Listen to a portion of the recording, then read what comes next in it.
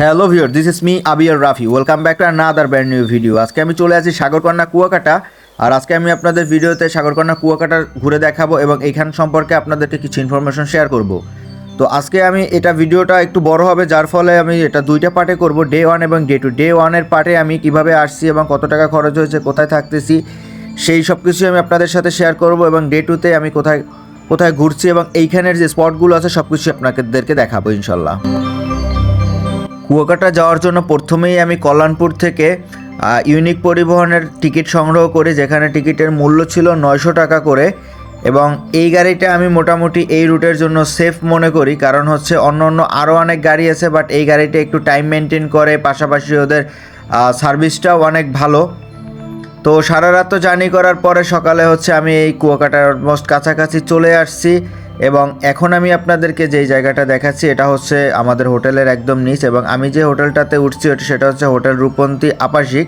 এবং এটা আমি আগেই বুকিং করে রেখেছিলাম, এবং এখান থেকে রেস্ট করার পরেই এখন আমরা বের হচ্ছি সাগরকন্যা কুয়াকাটা, সেই ঝলমলে যে মুখটা সেইটা দেখার জন্য। এবং আপনাদেরকেও ইনশাল্লাহ আমি সেটা দেখাবো। কম টাকায় ট্যুর দিতে চান, কক্সবাজার যেতে চান না, তারা অবশ্যই কুয়াকাটা আসতে পারেন। কথা বলতে বলতে অলরেডি আমি চলে আসছি, এটাই হচ্ছে সাগরকন্যা কুয়াকাটা। এবং এইখান থেকে এরপরে আর সামনে মনে হয় না কোনো কিছু আছে। এটা আমরা বলতে গেলে পৃথিবীর শেষ প্রান্তও বলা যায়, কারণ যদি ম্যাপ দেখি এদিকে হচ্ছে কুয়াকাটাই বঙ্গোপসাগর, এরপরে এই সাইডে আর কোনো কিছুই তেমন নাই। আর এটারে সাগরকন্যা বলারও বিশেষ কিছু কারণ আছে। কক্সবাজার হয়তো মানুষ বেশি যায়, এই জায়গাটাতে একটু কম আসে, কারণ এই জায়গাটাতে কম আসার বিশেষ কিছু কারণ আছে, কারণ এই জায়গাটাতে একটু পর্যটক স্পটগুলো কম। যেমন কক্সবাজারে একটু বেশি স্পেস পাওয়া যায়, আর কক্সবাজারে দেখা যায় সবাই এই কারণে যায় কারণ পরিবহন ব্যবস্থা, আবার ওখানে দেখা যায় আপনার বাই এয়ারেও যাওয়ার ব্যবস্থা আছে। বাট কুয়াকাটায় এরকমের ব্যবস্থা নাই, যার ফলে এখানে মানুষ একটু কম আসে।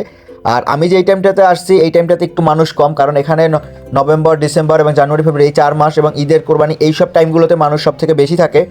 তো আমি যেহেতু এখানে অফ সিজনে আসছি, তাই এখানে মানুষের ভিড় একটু কম হবে, এটাই স্বাভাবিক। কিন্তু তারপরও এখানে প্রচুর পরিমাণে মানুষ আছে। তবে আপনাদের সাথে আরেকটা জিনিস যেটা আমি শেয়ার করতে চাচ্ছি সেটা হচ্ছে এখানে আসলে কিন্তু ক্যামেরাম্যানরা প্রচুর পরিমাণে প্যারা দেয় যে মামা ক্যামেরা দিয়ে ছবি তুলবেন কিনা, ছবি তুলবেন। তো যদি কেউ তুলেন বাই চান্স, তাহলে অবশ্যই আগে দামাদামি করে নেবেন, সব কিছু ঠিক করে নেবেন, কারণ এইটা কিন্তু এক প্রকারের স্ক্যাম চলে এইখানে বলতে গেলে। কারণ আপনাকে ওরা বলবে শুরুতে যে 5টা বা 10টা ছবি তুলবে, বাট যখন ছবিগুলো আপনাকে দেয় ওরা বলে যে আপনি একবার যদি বলেন সিলেক্ট করা যে এইটা আপনি নেবেন, তাহলে ওইটাই আপনাকে নিতে হবে। আবার যদি আপনি বলেন যে না এটা নিব না, তাহলে নেবেন। তো ওরা এরকম করে এমন একটা কারসাজি করে যে আপনি যে ছবিটা ডিলিট দিতে বলেন সেইটাও রেখে দেয়, আর যেটা রাখার ওইটাও তো রাখে। তো দেখা যায় শেষমেশ একটা বড় সংখ্যা দাঁড়ায় এবং অনেক বড় একটা দেখা যায় ওরা অ্যামাউন্ট তখন আপনার কাছে চার্জ করে। তো যেটার জন্য অনেকেই প্রস্তুত থাকে না, এই কারণে আমি এটা বলি। কারণ এই জায়গাটাতে আমি এর আগে অনেকবার আসছি, বাট এই প্রবলেমটা আমি যখন প্রথম আসছিলাম বুঝতে পারি নাই, তখন আমি ফেস করেছিলাম। আর আরেকটা আছে হচ্ছে এখানে বাইক, মোটরসাইকেলে ওঠার আগেও সবাই একটু সাবধান, কারণ ওরাও খালি বলে এই গাড়ি নিয়ে যান, আপনি এটা করেন সেইটা করেন, কোনো সমস্যা নেই, কিন্তু ভাই খুব সাবধান। আর ওদের 1 কিলোমিটার দেখা যায় আপনি চোখের পলকের আগেই দেখবেন 1 কিলোমিটার শেষ, যদি ওই রকম হিসাব করেন। আবার কেউ আছে ঘন্টা হিসাব করে নেয়। তো এটা যার যার ব্যাপার, একটু সাবধানতা অবলম্বন করবেন সবাই, এই কারণেই বলা, আর কিছু না। এখন আপনারা দেখছিলেন হচ্ছে দুপুরের দৃশ্য, এবং আমরা দুপুরে খাওয়া দাওয়ার পরে বিকালে আবার রেস্ট নিয়ে আমরা বের হই এখানে সূর্য অস্ত যাওয়া দেখার জন্য, কারণ সূর্যোদয়টা আমরা দেখতে পাই নাই, যেহেতু আস্তে আস্তে দেরি হয়ে গেছিলো। ইনশাল্লাহ আমি ডে 2-র যে ভিডিওটা আপলোড দেবো ওইটা অবশ্যই হচ্ছে সূর্যোদয়ের ভিডিওটা থাকবে। আর আজকের ভিডিওতে হচ্ছে আমি সূর্যাস্তটা এটা আপনাদেরকে দেখাবো, যে অলরেডি বিকেল হয়ে গেছে এবং সন্ধ্যা কাছাকাছি, এবং এখনই কিছু সময়ের মধ্যে হচ্ছে সূর্য অস্ত যাবে।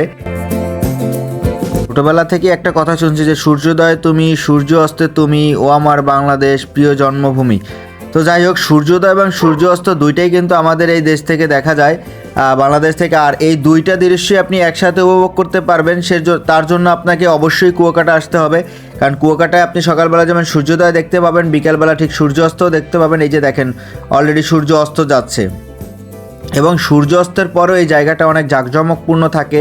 এখানে যে দোকানগুলো আছে আশেপাশের, এই দোকানগুলো সবই এখানে থাকে, যার ফলে দেখা যায় যারা আসে, যে ট্যুরিস্ট যারা আসে, তারা খুব ভালোভাবে এনজয় করতে পারে। এবং এই জায়গাটা একটু নিরিবিলি, যেমন কক্সবাজারে খুব বেশি ক্রাউড থাকে, মানুষের চাপ থাকে, একটু ভিড় বেশি থাকে। যারা একটু নিরিবিলি জায়গা খুঁজেন, ফ্যামিলি নিয়ে যাবেন, একটু রিল্যাক্সে ট্যুর করতে পছন্দ করেন, তাদের জন্য অবশ্যই আমি রিকমেন্ড করব কুয়াকাটা।